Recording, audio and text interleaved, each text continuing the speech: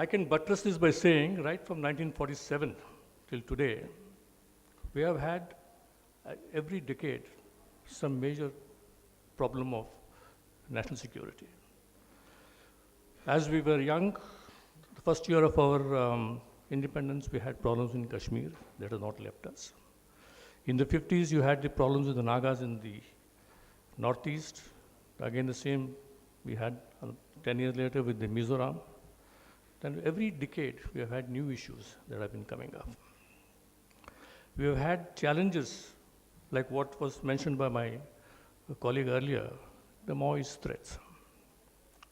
So as we see over the last 40, 50 years, the threats to internal security have multiplied, and they require a different kind of approach. And state governments are the ones who need to be empowered in more than one way. Certain states have more than one threat that they face, and I think it is important to say that there is no state government in India which is free from major issues. We have, say, in my home state of Karnataka, you have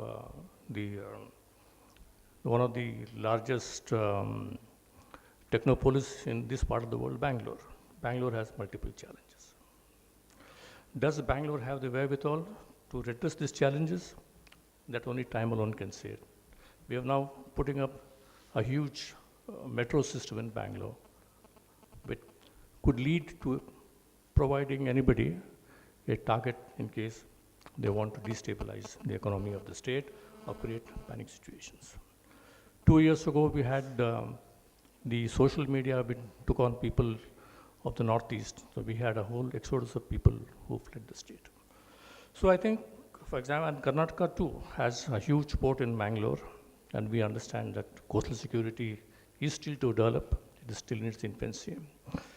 So we need to look at how the states are going to deal with not only conventional threats, but asymmetrical threats which exist and which will grow as the years go by. One of the, I can give you examples of where the technology is required. One of the major areas of concern to me has been that coastal security. The incident in Mumbai on 26/11 confirmed our sea blindness.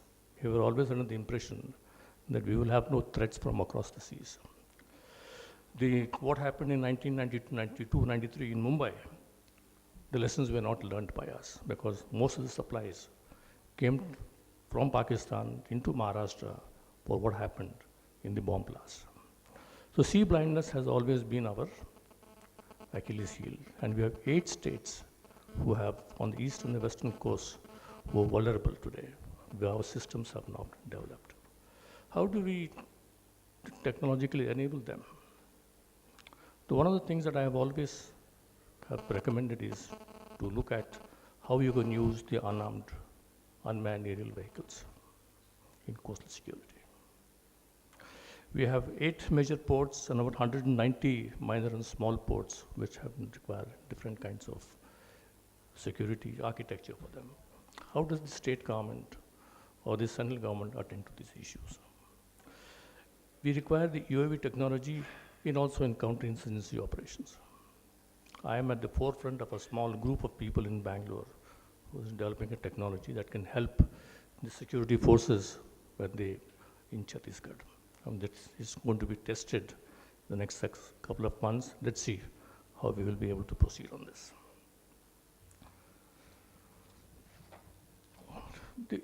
As we say, the state governments would be the primary beneficiaries of any issue of law and order, any asymmetrical threats to the public safety and security in their own states.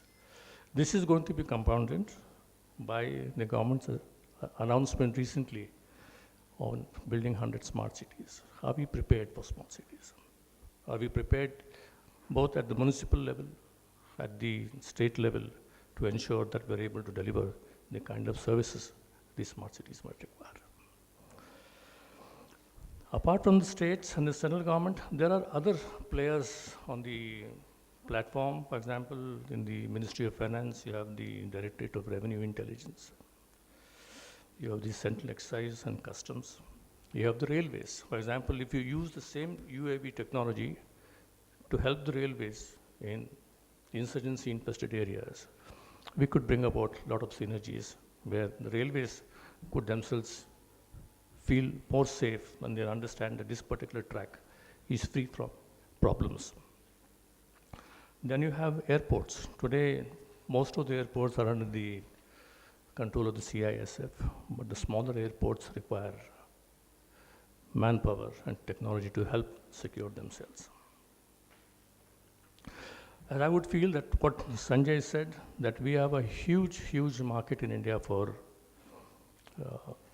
internal security. We need to understand how this market is going to address itself and who are the players who need to be, gotten in touch so that you could understand what is the requirement of the state and how does the business sector, the private sector, come to the fore.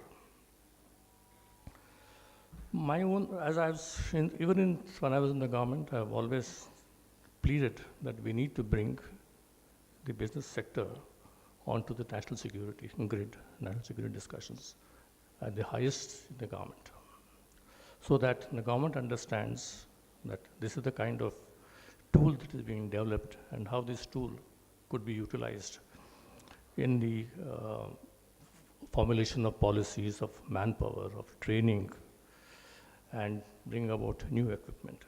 I can give you a small example. In 2007, 2008, there was a lot of unhappiness in the country over unbridled import of the Chinese cell phone equipment. And we knew that there were major issues, major problems in it. Yeah. But we were able to convince the government that you are required to have a test bed, that we test this equipment before they're actually brought into the country. And that is how the Ministry of Home Affairs and the Ministry of IT were able to bring in most of this into their national telecom policy or the national cyber policy.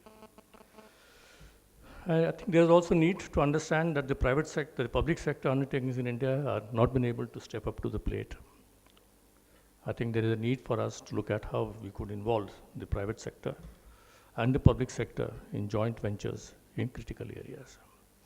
Where there are other requirements, these could be outsourced to the private sector, and which is, in any case, we now see there is more and more involvement of the private sector in the defense-related industries. But I think as India has moved on from government to state-level security, the private sector needs itself to create for itself a shell which protects itself, its own people, from, say, subversion, espionage, or purloining of the information. I think there's a need that we create a groundswell to understand what national security is and where all of us fit in, as a government or outside the government.